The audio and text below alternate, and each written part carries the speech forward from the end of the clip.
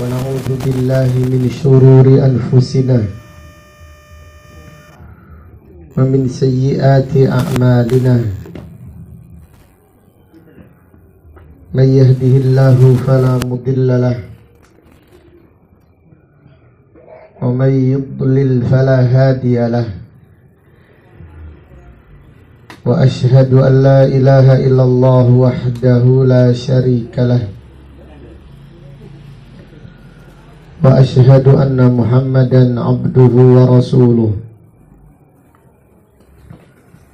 أما بعد فإن أصدق الحديث كتاب الله وخير الهدي هدي محمد صلى الله عليه وسلم وشر الأمور محدثاتها وكل محدثة بدعة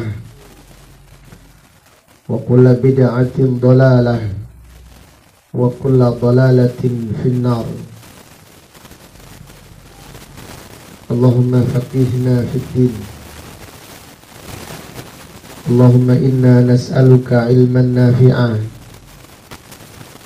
ورزقا طيبا وعملا متقبلا. اللهم إنا نعوذ بك من علم لا ينفع ومن قلب لا يخشع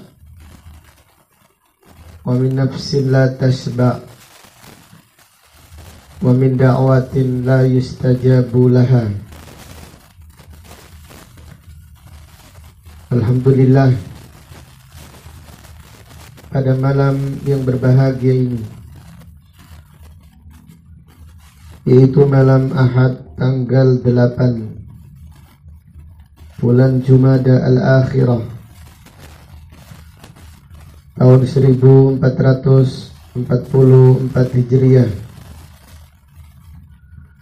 dengan izin Allah Ta'ala kita melanjutkan kembali kajian kitab Al-Aqidah Al-Wasitiyah yang ditulis Syekhul Islam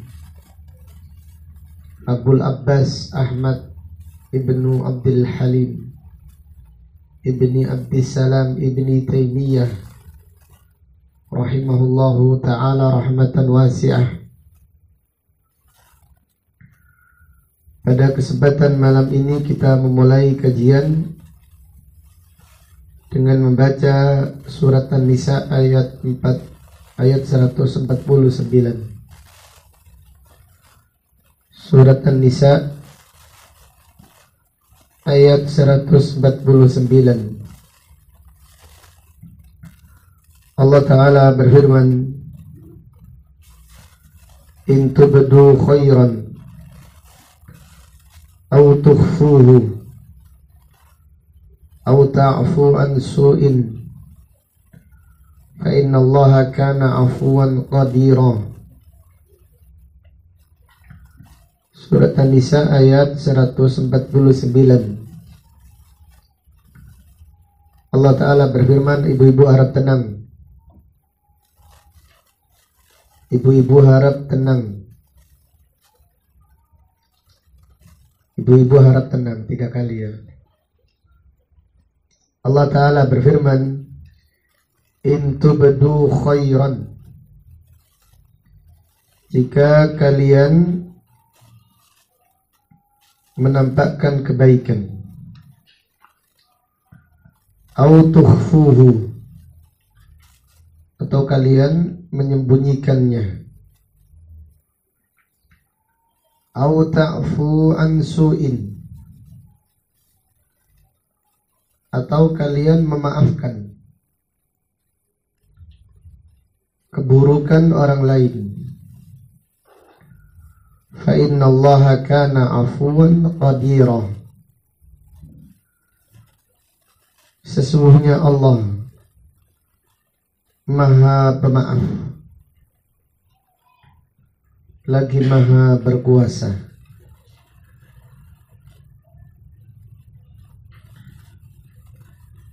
Pada ayat yang mulia ini Allah Subhanahu wa ta'ala menjelaskan bahwasannya Allah Maha Pemaaf lagi Maha Berkuasa. Ayat ini dibawakan oleh penulis rahimahullah untuk menetapkan sifat maaf.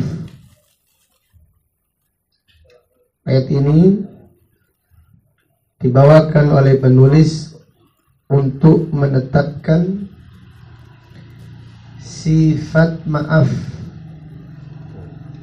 bagi Allah sesuai dengan kebesarannya dan keagungannya. Jadi Allah disifati dengan sifat maaf, dan Allah Maha Pemaaf. Allah disifati dengan sifat ampunan. Allah Maha Pengampun. Dan Allah Maha Pemaaf. Maka pada ayat ini Allah menganjurkan kepada orang-orang yang beriman untuk memaafkan. Allah Ta'ala berfirman, "Au ta'fu an su'in." Atau kalian memaafkan kesalahan orang lain. Fa innallaha kana 'afuwan qadira. Sesungguhnya Allah Maha Pemaaf, lagi Maha Berkuasa. Allah Subhanahu wa ta'ala memuliakan orang-orang yang memaafkan. Jadi Allah Subhanahu wa ta'ala memuliakan orang-orang yang memaafkan. Menurut pandangan manusia secara umum, memaafkan itu lemah. Tetapi menurut Nabi sallallahu alaihi wasallam tidak demikian. Memaafkan itu kuat. Memaafkan itu hebat. Nabi sallallahu alaihi wasallam bersabda, "Ma zadallahul afwa illa izzan." Allah tidak menambah seseorang dari sifat memaafkan kecuali kemuliaan. Jadi orang yang mendahulukan hawa nafsunya, orang-orang yang mendahulukan gengsinya, mereka menganggap bahwasannya memaafkan atau meminta maaf itu menghinakan diri. Sebaliknya, orang yang meminta maaf itu memuliakan dirinya. Orang yang memaafkan, orang yang meminta maaf adalah orang-orang yang memuliakan dirinya. Maka dengan sifat memaafkan, Allah memaafkan. Dari sifat yaitu hamba yang memaafkan orang lain, Allah akan memaafkan dosa-dosa orang-orang tersebut.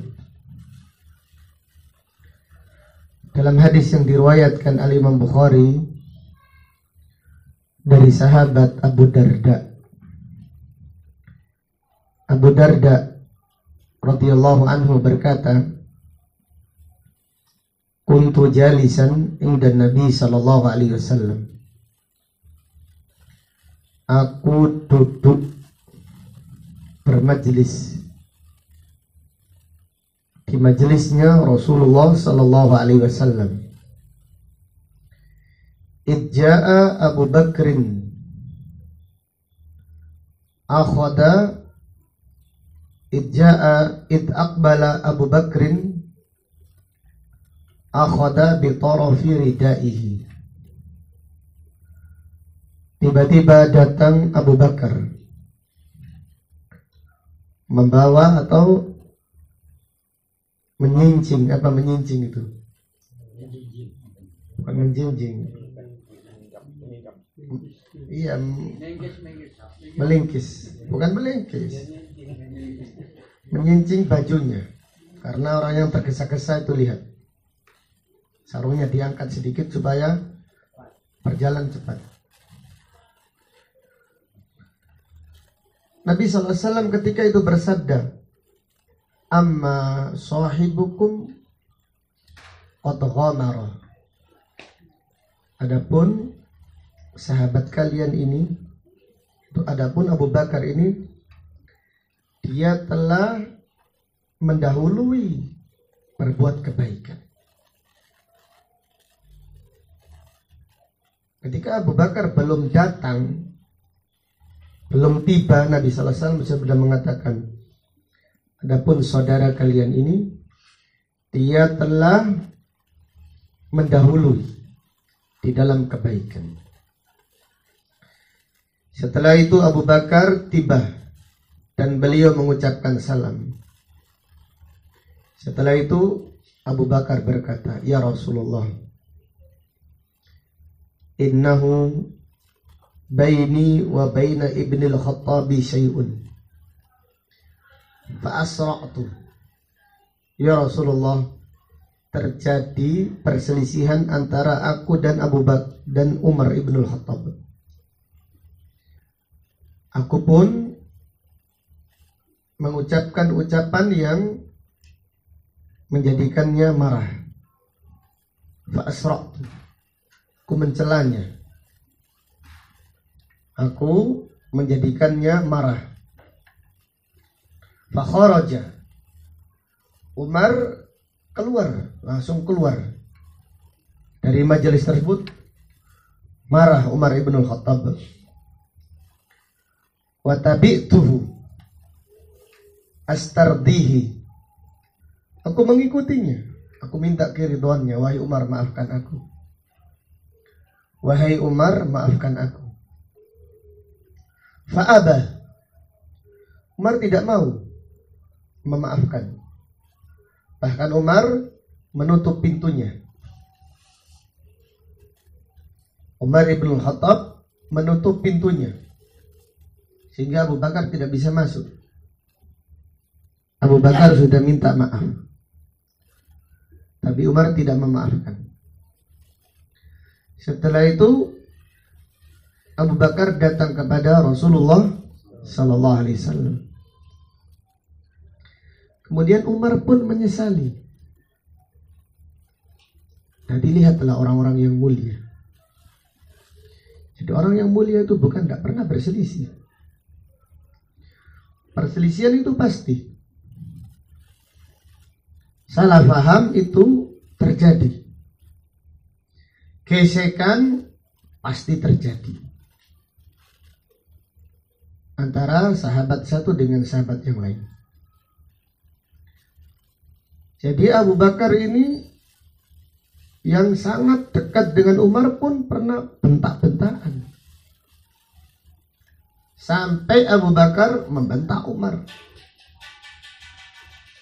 Setelah itu Umar langsung ngambek, pulang. Dan Abu Bakar mengikutinya. Abu Bakar minta maaf, tapi Umar tidak memaafkan. Bahkan Umar menutup pintu rumahnya.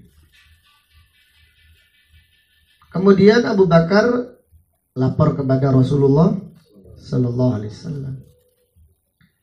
Kemudian Umar ketika marah tidak bertahan, yaitu 1-2 hari, 3 hari. Setelah duduk dipikir-pikir, nyesal Umar, kenapa aku tadi menutup pintu rumah. Maka Umar langsung menyusul Abu Bakar, mendatangi rumahnya Abu Bakar. Umar bertanya, asamma Abu Bakr, apakah Abu Bakar ada di rumah? Qala la, Tidak ada. Kemudian Umar mendatangi Rasulullah sallallahu alaihi wasallam. Ketika Umar tiba di rumahnya Rasulullah sallallahu alaihi wasallam, Rasulullah sallallahu alaihi wasallam marah kepada Umar ibn Khattab. Hal antum tariku li sahibi. Apakah kalian tidak bisa membiarkan sahabatku ini karena aku? Artinya janganlah mengganggu Abu Bakar As-Siddiq. Dia adalah sahabat setiaku. Abu Bakar berkata, ya Rasulullah, inni kuntu azlam. Ya Rasulullah, aku yang lebih zalim. Aku yang salah ya Rasulullah. Jangan memarahi Umar. Jadi lihatlah sikapnya Abu Bakar. Beliau langsung minta maaf. Kemudian ketika dibela oleh Rasulullah SAW, tidak memanfaatkan kesempatan dalam apa? Kesempitan. Abu Bakar berkata, ya Rasulullah, inni kuntu adlan. Aku yang salah ya Rasulullah. Bahkan Nabi sallallahu alaihi wasallam mengucapkan lagi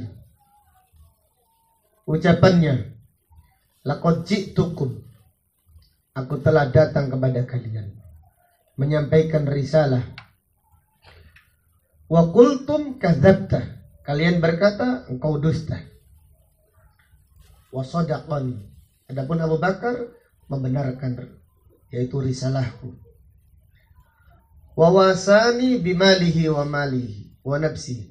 Bahkan Abu Bakar membelaku dengan jiwanya dan dengan hartanya. Fahal kuntum tariku li sahibi. Apakah kalian tidak mengganggu sahabatku ini? Apakah kalian tidak bisa tidak mengganggu sahabatku? Abu Bakar langsung merunduk di atas lututnya, ya Rasulullah, aku yang salah ya Rasulullah. Demikianlah akhlaknya sahabat Abu Bakar As-Siddiq radhiyallahu anhu. Jadi tadi Nabi sallallahu alaihi wasallam bersabda, amma sahibukum qad ghamara. Adapun sahabat kalian ini dialah yang yaitu terdahulu. Dialah yang terdahulu di dalam mengerjakan kebaikan. Hadis ini menjelaskan bahwasannya orang-orang yang mulia adalah orang yang gampang minta maaf dan orang yang gampang memaafkan. Dan orang yang memaafkan kesalahan orang lain, Allah mengampuni dosa-dosanya. Maka pada ayat ini Allah berfirman, fa innallaha kana afuwan qadira. Sesungguhnya Allah Maha Pengampun lagi Maha Berkuasa. Dari ayat ini terdapat pelajaran yang bisa diambil. Yang pertama, perintah memaafkan kesalahan orang lain. Perintah memaafkan kesalahan orang lain. Kemudian pelajaran berikutnya.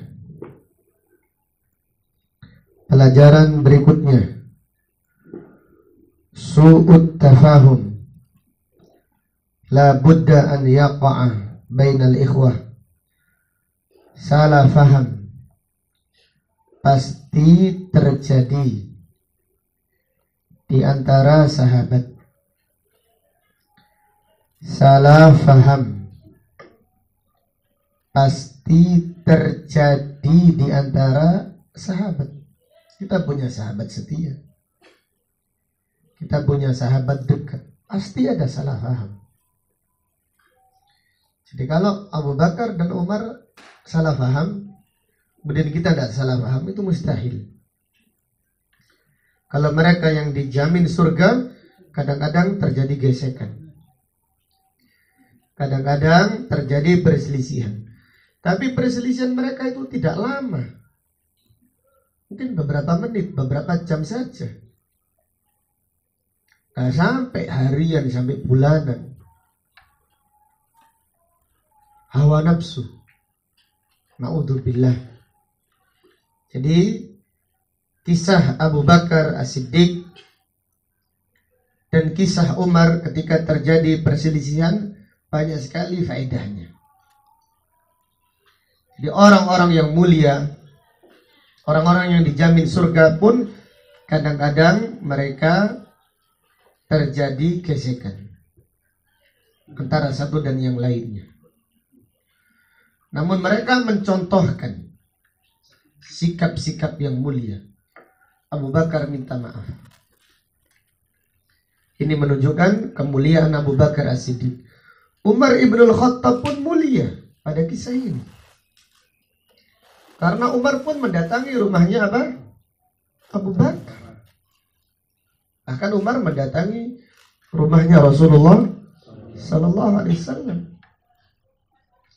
Jadi Umar tidak sampai dendam kepada Abu Bakar As-Siddiq. Dan dendam adalah ciri-ciri orang munafik. Na'udzubillah.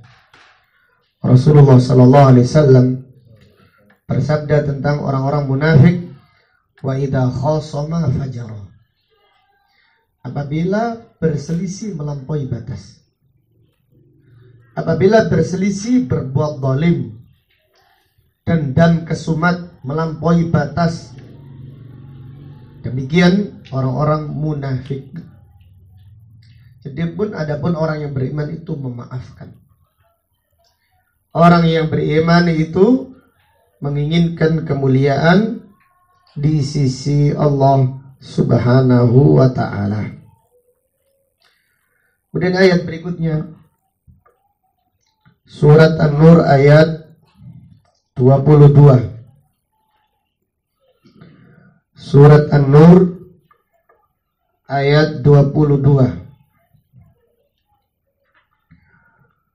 Allah Ta'ala berfirman, wal ya'fu wal yasfahu.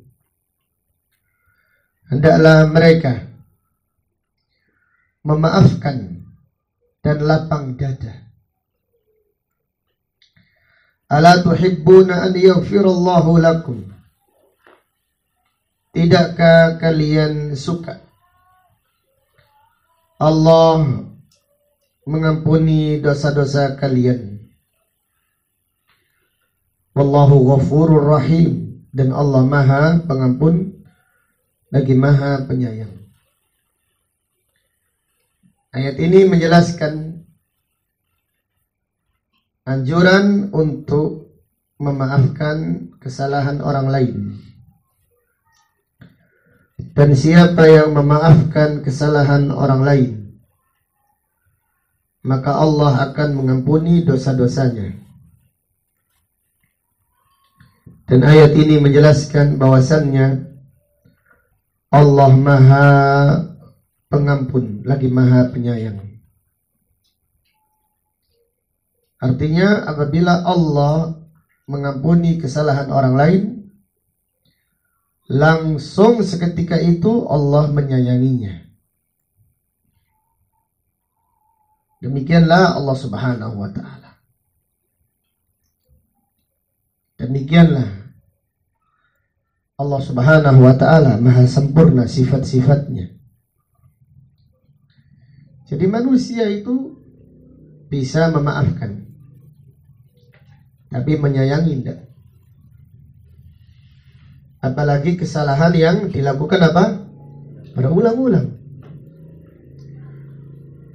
Banyak manusia yang tidak bisa memaafkan satu kesalahan orang lain. Lebih banyak lagi manusia yang tidak bisa memaafkan kesalahan yang dilakukan 2 kali. Itu menunjukkan bakhilnya manusia. Manusia itu bakhil memaafkan. Kemudian lihatlah Allah Subhanahu wa ta'ala. Berapa banyak dosa kita. Siapa yang hari ini berani mengaku tidak dosa dari pagi sampai malam ini?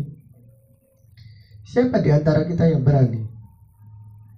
Paling tidak mengatakan saya gitu dalam hati saja. Berani tidak kita mengatakan? Dari pagi dari bangun tidur sampai malam ini jam 8:30 ini, kita mengatakan berani tidak kita mengatakan saya tidak pernah berdosa hari ini? Tidak bisa. Tapi Allah Subhanahu wa Ta'ala Maha Pengampun. Walaupun seorang hamba itu melakukan kesalahan, kemudian beristighfar, Allah mengampuni. Kemudian mengulangi kesalahan yang serupa, beristighfar lagi, Allah mengampuni lagi. Melakukan kesalahan lagi yang serupa, beristighfar lagi, Allah mengampuni lagi. Selama seorang itu memohon ampunan kepada Allah, Allah mengampuninya. Dan Allah bahagia dengan istighfarnya. Dan apabila dia memohon ampun, Allah mengampuninya dan Allah langsung mencintainya dan Allah langsung menyayanginya. Itu menunjukkan sempurnanya sifat Allah Subhanahu wa Ta'ala. Maka pada ayat ini Allah menganjurkan hamba-hambanya yang beriman untuk memaafkan kesalahan saudaranya. Dan siapa yang memaafkan kesalahan saudaranya, Allah akan mengampuni dosa-dosanya. Surat An-Nur ayat 22. Ayat ini tentang kisah Aisyah radhiyallahu anha yang dituduh oleh orang-orang munafik melakukan perbuatan zina. Aisyah itu wanita suci. Aisyah itu dipilih oleh Allah menjadi istrinya Rasulullah sallallahu alaihi wasallam di dunia dan di surga. Maka tidak mungkin Aisyah radhiyallahu anha melakukan perbuatan keji. Dan di antara yang menyebarkan tuduhan ini adalah kerabatnya Abu Bakar sendiri yang bernama Mistah. Yang bernama Mistah. Mistah ini orang miskin, sepupunya Abu Bakar atau sepupu duanya Abu Bakar, masih kerabat dekat. Dan Abu Bakar ini menafkahi Mistah. Ini bayangkan ini, betapa marahnya Abu Bakar ketika anaknya dituduh berzina. Dan anaknya ini istri Rasulullah sallallahu alaihi wasallam. Lebih marah lagi. Selain Abu Bakar As-Siddiq marah karena anaknya dituduh berzina, Abu Bakar juga marah karena yang disakiti adalah Rasulullah sallallahu alaihi wasallam. Kemudian yang ketiga, Mistah ini masih kerabat.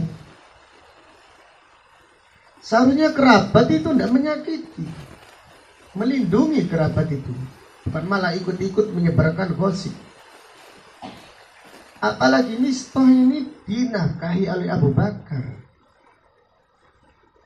Mistah ini dibiayai, dinafkahi, disantuni oleh Abu Bakar As-Siddiq. Setelah turun ayat yang menjelaskan sucinya Aisyah radhiyallahu anha, setelah turun ayat yang menjelaskan kesuciannya Aisyah radhiyallahu anha,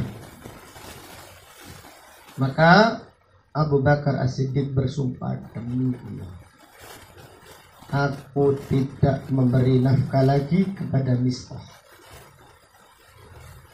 Demi Allah, Aku tidak lagi memberi nafkah kepada Mistah karena dia menuduh putriku kesayanganku berzina, istrinya Nabi Sallallahu Alaihi Wasallam. Dan Allah sudah menurunkan ayat tentang kesuciannya Aisyah. Demikian sumpahnya Abu Bakar. Setelah itu turunlah ayat 22 surat An-Nur. Wal ya'fu wal yasfahu. Maafkanlah dan lapang dadalah. Ala tuhibbuna an yaghfirallahu lakum. Tidaklah kalian suka kalau Allah mengampuni dosa-dosa kalian. Wallahu ghafurur rahim, dan Allah Maha Pengampun lagi Maha Penyayang. Abu Bakar setelah turun ayat ini langsung berkata, bala rabbana, bala wa rabbina, iya ya Allah, kami suka Engkau mengampuni dosa-dosa kami. Kemudian Abu Bakar berkata, demi Allah, aku akan menafkahi lagi Mistah dan aku tidak akan mencabutnya selama-lamanya. Jadi subhanallah, setelah dibacakan ayat, marahnya langsung hilang. Padahal sudah kita sampaikan tadi bagaimana kesalahannya Mistah. Jadi orang yang besar, orang yang gampang memaafkan. Adapun orang yang tidak bisa maafkan itu orang yang kerdil. Allah akan menghinakan. Allah akan menghinakan orang-orang yang tidak mau memaafkan kesalahan orang. Orang-orang kibar, orang-orang yang mulia, orang-orang yang dipilih oleh Allah Subhanahu wa Ta'ala. Mereka itu mudah memaafkan kesalahan orang lain. Gampang meminta maaf, gampang memaafkan. Karena mereka dimuliakan oleh Allah. Berdasarkan hadis tadi, tidaklah Allah menambahkan orang-orang yang memaafkan kecuali apa? Kecuali kemuliaan. Maka mafhumul mukhalafah, pemahaman sebaliknya, orang yang tidak memaafkan dikurangi kemuliaannya. Semakin dikurangi kemuliaannya, tidak mau memaafkan, dihinakan oleh Allah. Jadi kalau kita ingin dihinakan oleh Allah, janganlah memaafkan kesalahan orang lain. Apabila kita ingin dihinakan Allah, janganlah kita memaafkan apa? Kesalahan orang lain. Tapi apabila kita ingin dimuliakan Allah, apabila kita ingin dimuliakan Allah, maka hendaklah kita memaafkan kesalahan orang lain. Dari ayat ini terdapat beberapa pelajaran yang bisa diambil. Yang pertama, memaafkan kesalahan orang lain. Memaafkan kesalahan orang lain sebab datangnya ampunan Allah. Memaafkan kesalahan orang lain sebab datangnya ampunan Allah. Dan ini menunjukkan balasan sesuai dengan apa? Perbuatan. Balasan sesuai dengan perbuatan. Orang yang memaafkan, Allah akan mengampuninya.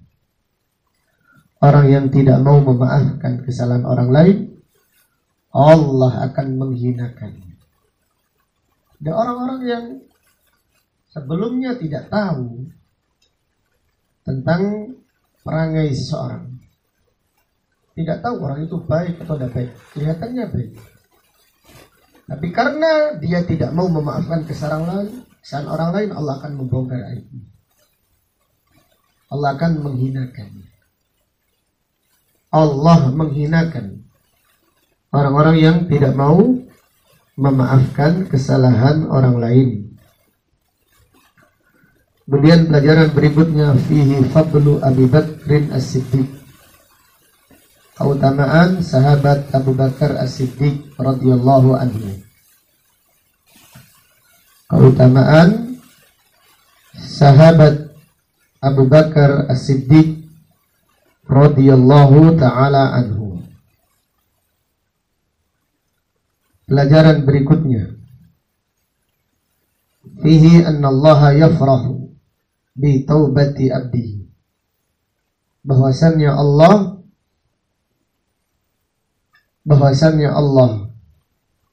berbahagia dengan taubat hambanya.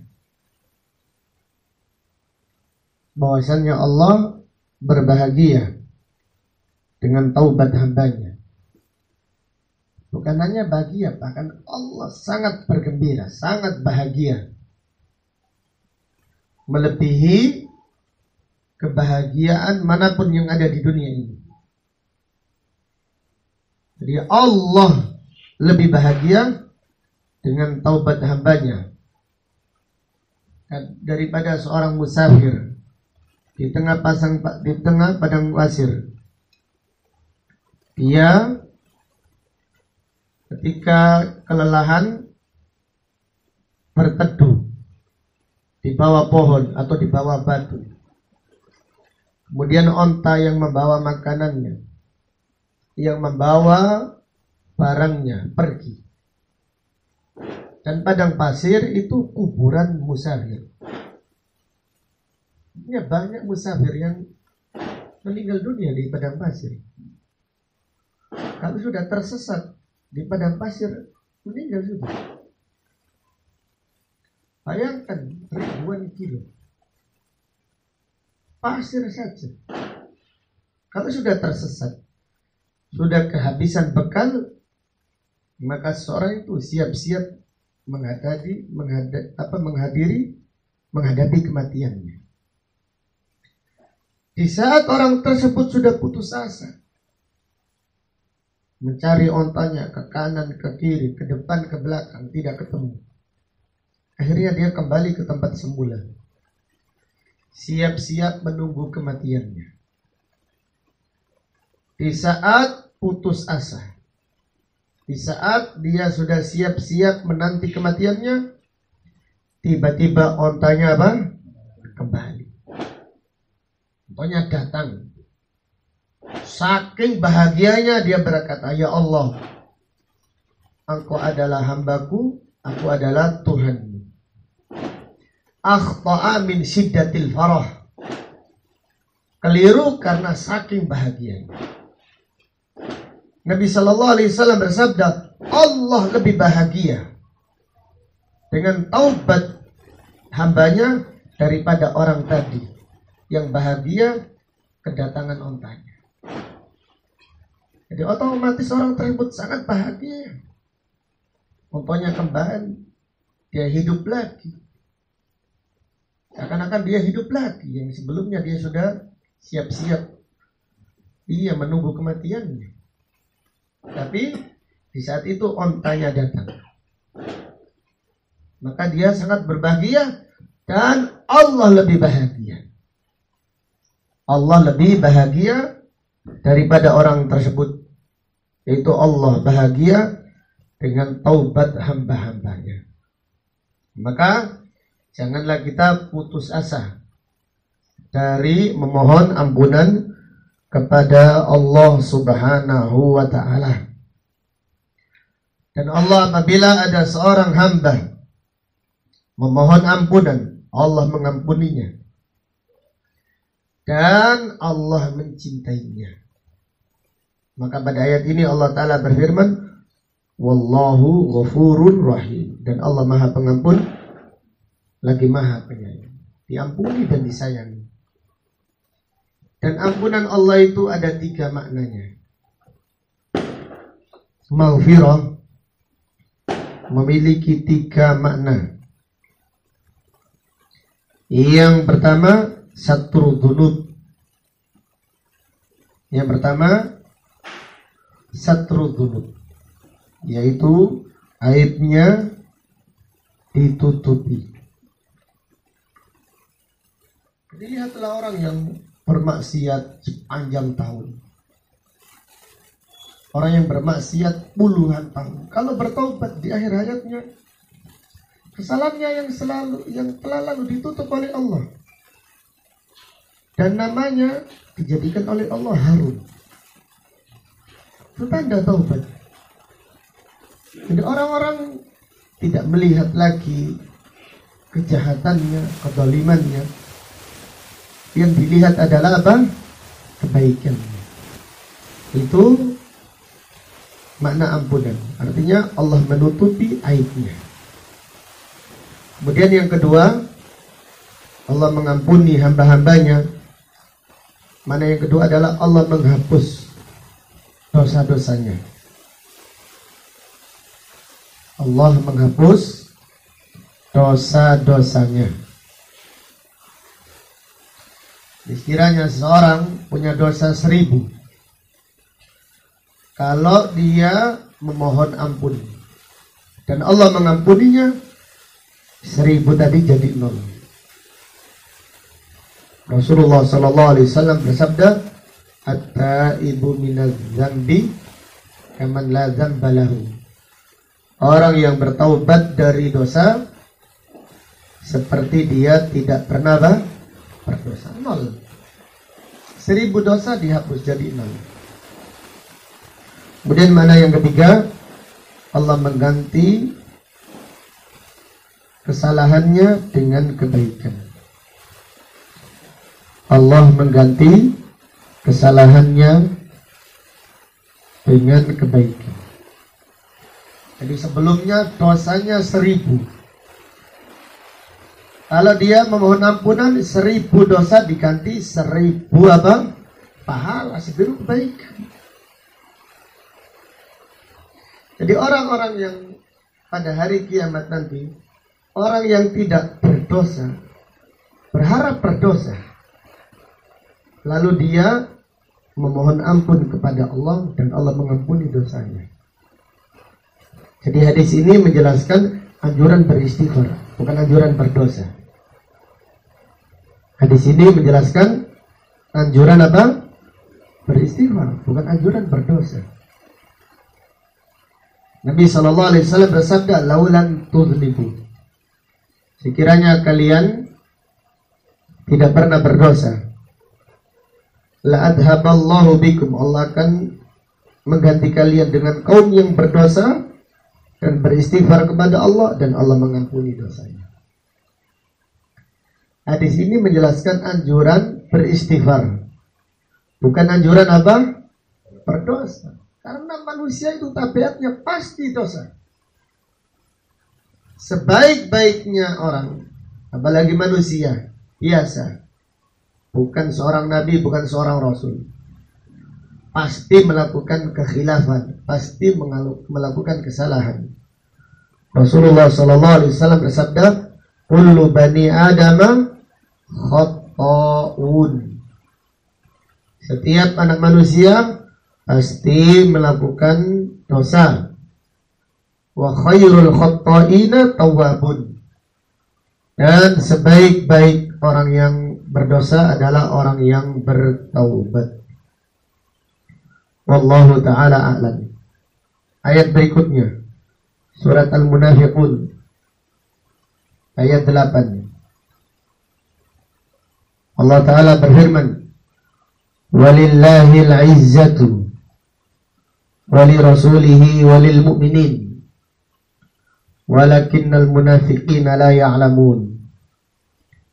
Dan kemuliaan hanya milik Allah, demikian pula milik Rasulnya sallallahu alaihi wasallam, dan milik orang-orang yang beriman. Akan tetapi orang-orang munafik tidak mengetahui. Akan tetapi orang-orang munafik tidak mengetahuinya. Kemuliaan itu milik Allah, milik Rasulnya sallallahu alaihi wasallam, dan miliknya orang-orang yang beriman. Akan tapi orang-orang munafik tidak mengetahuinya. Allah Ta'ala berfirman, "Man kana yuridul izzah falillahil izzatu jami'ah." Siapa yang menginginkan kemuliaan, maka kemuliaan seluruhnya hanyalah milik Allah. Umar ibn al-Khattab radhiyallahu anhu berkata, "Nahnu qaumun a'azzanallahu bil Islam." Kami adalah kaum yang dimuliakan Allah dengan Islam.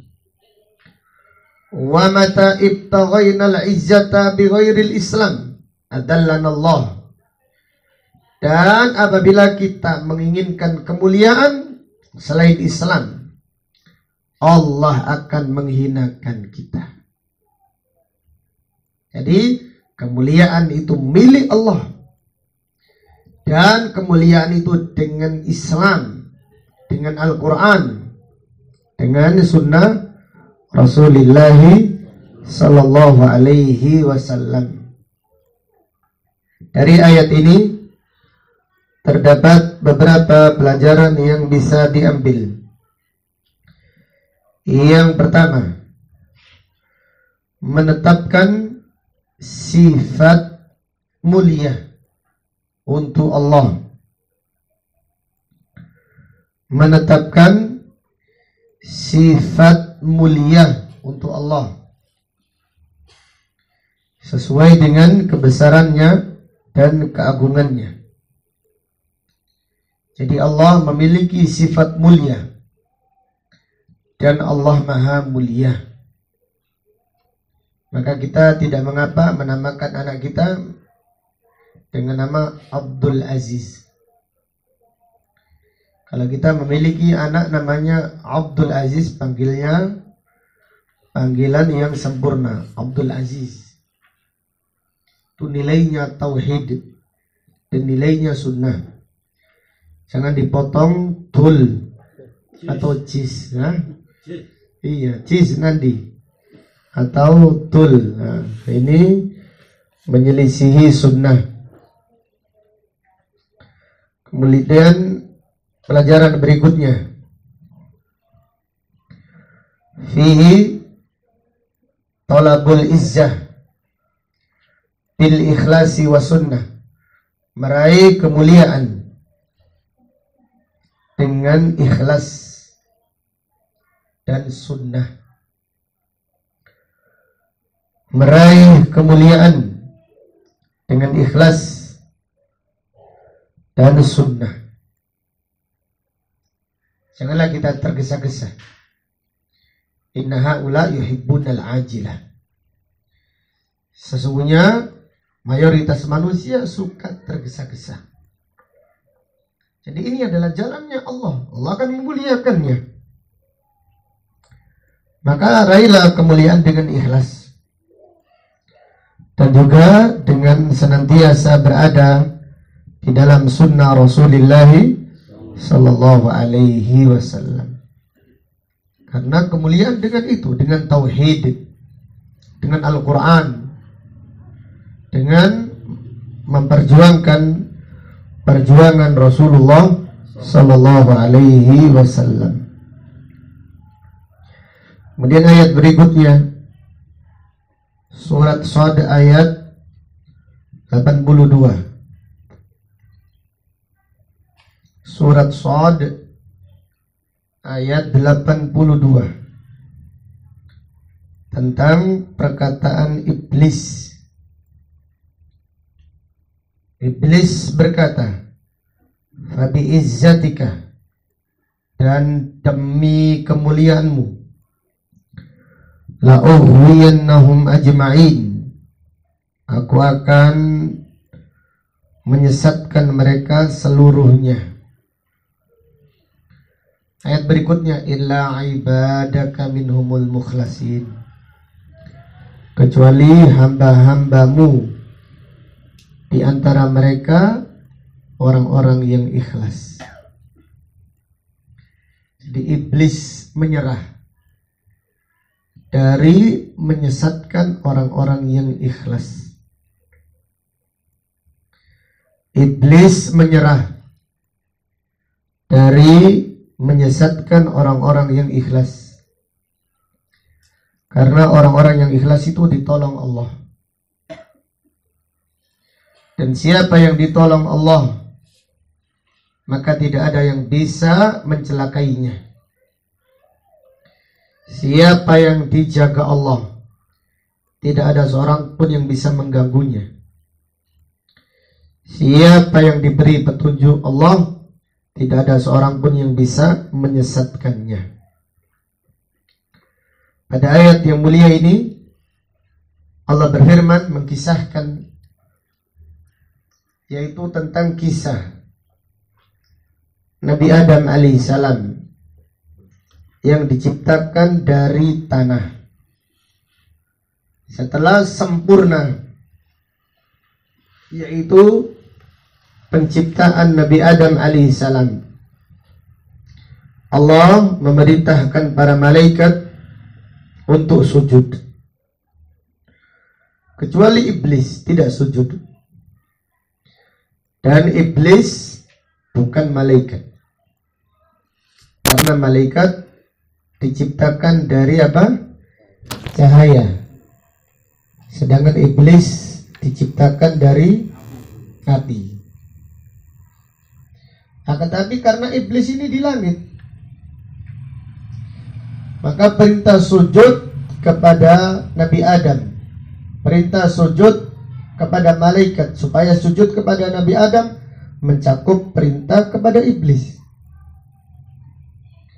Namun iblis sombong, dan iblis enggan sujud kepada Nabi Adam karena kedengkiannya. Kemudian Allah melaknat iblis. Allah melaknat iblis. Allah melaknat iblis. Setelah itu iblis minta ditangguhkan sampai pada hari kiamat. Minta ditangguhkan hidupnya sampai hari kiamat. Jadi jin yang ditangguhkan hidupnya sampai hari kiamat hanya iblis. Adapun yang lainnya tidak. Jin yang ditangguhkan hidupnya sampai hari kiamat hanyalah iblis. Adapun yang lainnya tidak. Iblis berkata, bersumpah, qala fa bi izzatika ya Allah, demi kemuliaanmu, la ughwiyannahum ajma'in, aku akan menyesatkan mereka seluruhnya, illa ibadaka minhumul mukhlasin, kecuali hamba-hambamu yang ikhlas. Dari ayat ini terdapat beberapa pelajaran dan faedah yang bisa diambil. Yang pertama, mengimani sifat kemuliaan untuk Allah. Mengimani sifat kemuliaan untuk Allah. Pelajaran yang berikutnya, disyariatkan bersumpah dengan menyebut sifat Allah. Disyariatkan bersumpah dengan menyebut sifat Allah. Jadi contohnya, demi kemuliaan Allah, demi kebesaran Allah, tidak mengapa. Yang dilarang adalah bersumpah menyebut selain Allah, demi Rasul, demi Sunan Ampel, demi Yesus atau yang lainnya. Ini sumpah yang dilarang. Demi Al-Quran bagaimana? Boleh. Boleh atau tidak boleh? Boleh. Boleh. Karena Al-Quran adalah kalamullah. Demi Al-Quran. Demikian. Pelajaran berikutnya,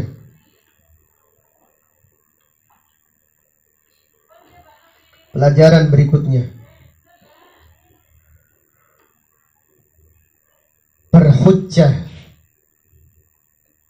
dengan takdir setelah melakukan dosa. Berhujjah dengan takdir setelah melakukan dosa adalah perbuatan iblis. Berhujjah dengan takdir setelah melakukan dosa adalah perbuatan yang meniru siapa tadi? Iblis. Jadi iblis itu berdosa. Nabi Adam juga berdosa. Nabi Adam ketika berdosa mengakui dan berkata, Rabbana dhalamna anfusana wa illam taghfir lana wa tarhamna lanakunanna minal khasirin. Adapun orang ketika berdosa yang pemain wis takdiri kayak gini. Ayo Pak sholat Pak, si aku turun oleh hidayah. Saya belum dipanggil Allah, aku si kotor katanya. Saya ditakdirkan seperti ini. Jadi berhujjah dengan takdir karena melakukan dosa ini adalah hujjah iblisiyah, hujjahnya iblis. Orang yang beriman apabila melakukan kesalahan beristighfar, mengakuinya. Qala Rabbana dhalamna anfusana. Rabbana dhalamna, ya Allah aku berbuat zalim. Kami berbuat zalim kepada diri kami. Wa illam taghfir lana wa tarhamna lanakunanna minal khasirin. Nabi Yunus ketika berada di perut ikan membaca doa, La ilaha illa anta subhanaka inni kuntu minadh dhalimin. Adapun iblis enggak. Iblis berkata, qala fabima aghwaytani, dalam ayat yang lain. Ya Allah, karena engkau telah menyesatkan aku. Nah, karena engkau mentakdirkan aku sesat, aku akan menyesatkan anak manusia seluruhnya kecuali mereka-mereka yang ikhlas. Jadi kalau metodenya Nabi Adam setelah melakukan kesalahan menyesal, kemudian beristighfar. Adapun metodenya iblis setelah melakukan kesalahan menyalahkan apa? Takdir. Nah, siapa mana aku takdirnya kayak gini? Itu iblis. Iblis berkata, ya Allah, karena engkau mentakdirkan aku sesat, ya aku akan menyesatkan manusia. Demikian. Berapa banyak orang-orang yang ketika melakukan kesalahan mereka beralasan dengan takdir. Ya pemana takdir kayak ini? Jangan salahkan saya, salahkan takdir katanya. Kita boleh berhujjah dengan takdir ketika ditimpa musibah. Kalau kita melakukan dosa, tidak boleh berhujjah dengan takdir. Contohnya ada orang sakit, contohnya ada orang kecelakaan, contohnya musibah yang menimpa kita. Kita mengatakan qadarallahu wa ma syaa fa'ala. Ini adalah takdir Allah. Allah sudah mentakdirkan, hendaklah kita ridha dengan takdir Allah. Tapi kalau dosa, tidak boleh kita berhujjah dengan takdir. Kalau urusan dosa, tidak boleh berhujjah dengan takdir. Setelah melakukan dosa, hendaklah kita beristighfar. Hendaklah menyesal dan beristighfar. Itu adalah yaitu yang dicontohkan oleh Nabi Adam alaihi salam. Kemudian pelajaran berikutnya, fihi fadlul ikhlas, keutamaan orang-orang yang ikhlas. Keutamaan orang-orang yang ikhlas. Artinya iblis menyerah. Iblis tidak sanggup, yaitu menyesatkan orang-orang yang ikhlas. Qala fa bi izzatika la ughwiyannahum ajma'in. illa ibadakal mukhlasin. Ini menunjukkan dari kalimat ajma'in itu menunjukkan faedah pengikutnya iblis lebih banyak daripada pengikutnya para nabi dan para rasul. Jadi iblis berkata, aku akan menyesatkan mereka seluruhnya kecuali. Jadi yang dikecualikan itu sedikit. Menunjukkan faedah pengikutnya iblis itu lebih banyak daripada pengikut para nabi dan para rasul. Dari kalimat dari firman Allah ajma'in terdapat pelajaran bahwasannya pengikutnya iblis lebih banyak daripada pengikutnya para nabi dan para rasul. Wallahu ta'ala a'lam. Sampai di sini pengajian kita pada malam ini. Insyaallah akan kita lanjutkan pada kajian yang berikutnya. Kalau ada pertanyaan saya persilahkan. Tafadhol. Kalau ada pertanyaan saya persilahkan.